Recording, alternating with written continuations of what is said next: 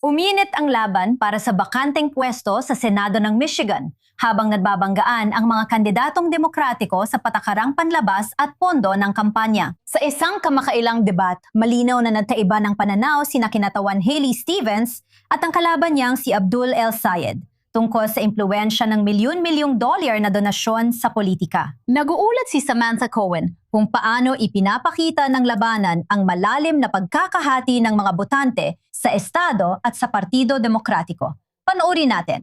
Ang mga demokratikong kandidato sa Senado na sina Abdul El Sayed at kinatawan Haley Stevens ay nasa matinding labanan sa primerya para sa bakanteng pwesto ni Senador Gary Peters. Sa debate, tinanong si kinatawan Haley Stevens kung ang donasyon ng AIPAC sa kanyang kampanya ay magdidikta sa kanyang patakarang panlabas kung manalo siya. Tingnan mo, naging malinaw, pare-pareho at tatatako at patuloy ko itong ginagawa.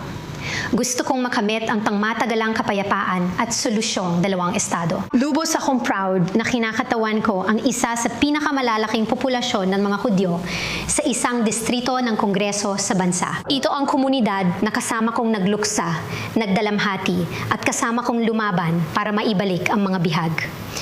Patuloy din akong nagtatrabaho para sa pangmatagalang kapayapaan. Sabi ni El Sayed, ang malaking paggastos ay kalkuladong pamumuhunan para maimpluwensyahan ang mga batas sa hinaharap. Gusto ko na sabihin, dolyang 46 milyon ang ginastos ng AIPAC sa halalang ito ay nagtakda ng record upang mahalal ang kalaban ko dahil alam nilang maaasahan siya tulad ng boto niya noong nakaraang linggo para ipadala ang buwisyo sa ibang gobyerno. Iyan ay pagtulong, pagbibigay ng armas at pagsuporta sa mga gustong hadlangan ang sariling pagpapasya ng mga Palestino. Tingnan mo, sa huli, ang trabaho ko ay alagaan kayo dito. Gusto kong maging US senador ninyo.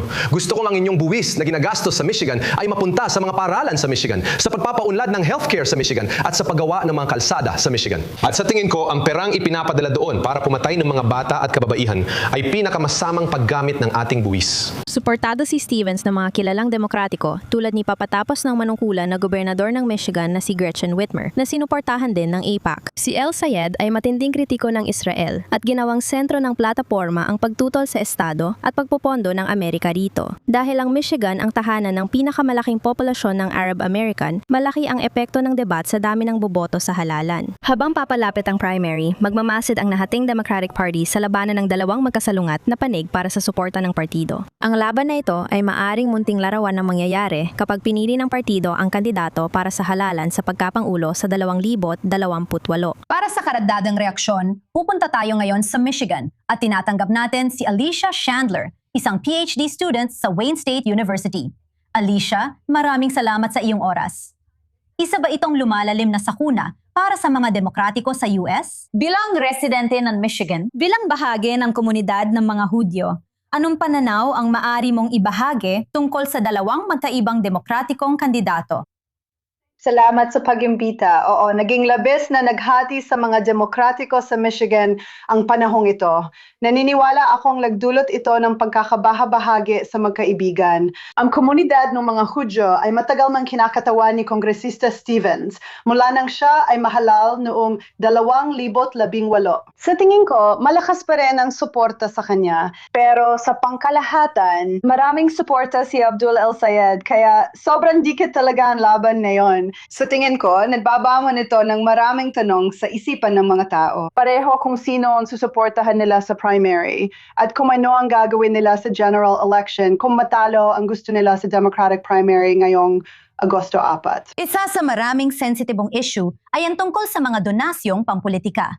At malinaw din na kasama rito ang issue ng suporta para sa Israel bilang isang Hudyo na naninirahan sa estadong iyon. Ano ang mga agam-agam ng komunidad ng Hudyo habang pinapanood ang takbuhang ito? Sa tingin ko, habang maraming tao ang nag-aalala tungkol sa paggastos sa politika at sa dami ng pera na umiikot sa politika sa US, ang katotohanang ang AIPAC ay naging tanging kontrabida at ginawang demonyo ng maraming tao, kabilang na si Abdul El Sayed, ay talagang nakakabahala. Nagpapalaganap ito ng mga stereotype tulad ng mga Hudyora ang may kontrol sa politika at media na nadudulot ng anti-Semitismo. Kahit para sa mga sumusuporta o hindi sa AIPAC o gusto o ayaw na mabawasan mabawasan pa ang perang umiikot sa politika, hindi sa tingin ko patas na APAC lang ang laging napag-uusapan sa gastos sa politika. Gayong alam nating maraming ibang grupo ang malaki rin ang ginagastos dito. Pero ano ang sinasabi nito sa atin pagdating sa pananaw ng mundo tungkol sa nangyayari sa Estados Unidos at ang kalagayan sa loob ng Democratic Party, malinaw na pagkakahati, malinaw na mga dibisyon habang tayo'y nag-uusap? Tiyak na tiyak. Habang lumalaki, tinanggap ko na lang na ang Israel at suporta dito ay isyong sinusuportahan ng parehong partido. Hindi na yan totoo ngayon. Ngayon, marami pa ring mga demokratiko at mga republikano na sumusuporta sa Israel. Ang gobyerno ng Israel, gusto kong sabihin, ang kasalukuyang gobyerno ng Israel ay naging napaka-divisive dito. Ang punong ministro ay napaka-divisive. At pati na rin si Congresswoman Stevens na isang matibay na tagapagtaguyod ng Israel, kaya na narinig mo, sinusubukan pa nga niyang ilayo ang sarili niya kay punong ministro Netanyahu sa huling debate. Dahil siya ay isang lubang mapaghating personalidad. Hindi lang para sa lahat ng botanteng Amerikano, kundi pati sa mga Amerikanong Hudyo. Tiyak na mainit itong pag-uusapan na yung eleksyon. Patuloy namin itong babantayan. Talagang komplikado nga. Alicia Chandler, live mula Michigan. Salamat sa pansama. Sa loob ng 24 na taon. Maging dat ka.